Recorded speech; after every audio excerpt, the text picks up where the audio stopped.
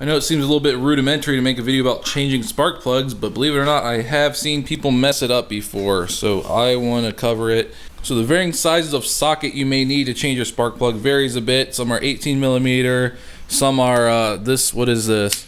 5/8, 13/16, and this is a huge wrench right here. This is a 3/4 inch wrench, and I'm just using this because that's what I had that fits. This is a 13/16 socket. These are way bigger than most. Like I said, a lot of other ones will be 5/8 or 18 millimeter.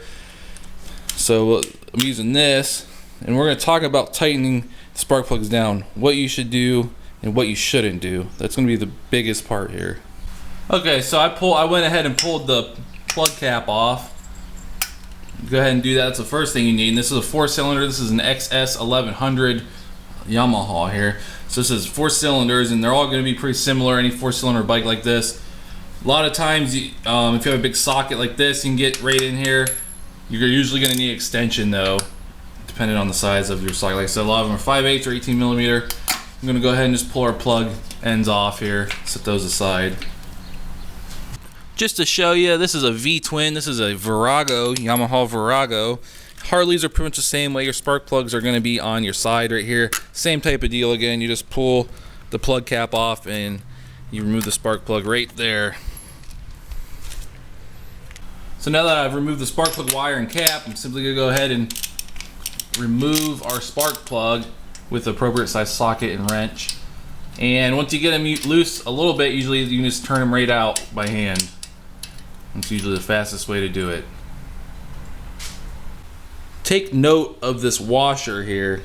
It's a crush washer. So on this new spark plug, any new spark plugs, it's not going to be crushed yet. You know, any used ones that have been tightened down already, it's going to be crushed.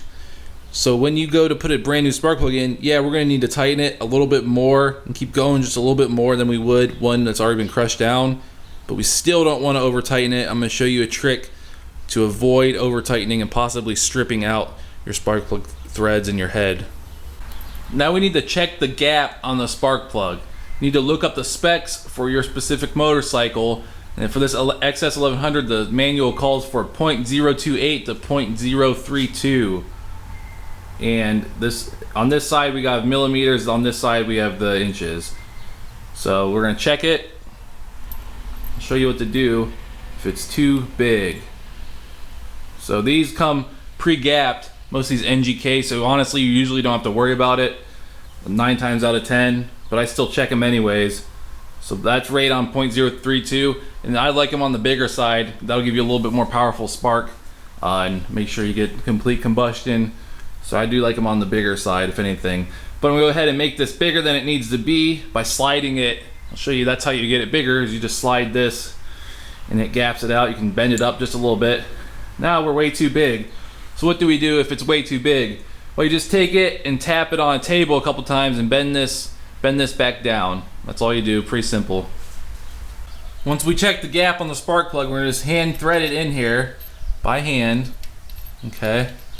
Oh, there we go. I'm gonna get it in there as good as we can by hand. Now it's ready for the wrench. So the trick here to not over tighten this, guys, and I can't stress this enough, let me turn my camera a little bit, is you don't need to crank on these. Absolutely not. Under no circumstances do you need to crank this. Grab your wrench right here, and this is just about as much force as you can apply with your hand right here on the wrench. That's as tight as it needs to go. It doesn't need to go any tighter.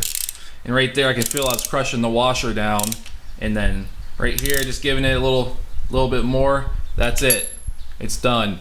You don't need to get on here and crank on this wrench and over tighten it. You will strip out your spark plug threads, and I've seen plenty of bikes where people have done that. You don't need to crank these that tight. So that's all you need to do. Like I said, the trick is to absolutely just grip your wrench right here. So if everybody knows this, I won't see any more bikes with stripped out spark plug threads like I have been seeing. So right here, that's it. As tight as you can get it, and you're done. Do it to all of them and put your spark plug cap back on. Oh, you know what?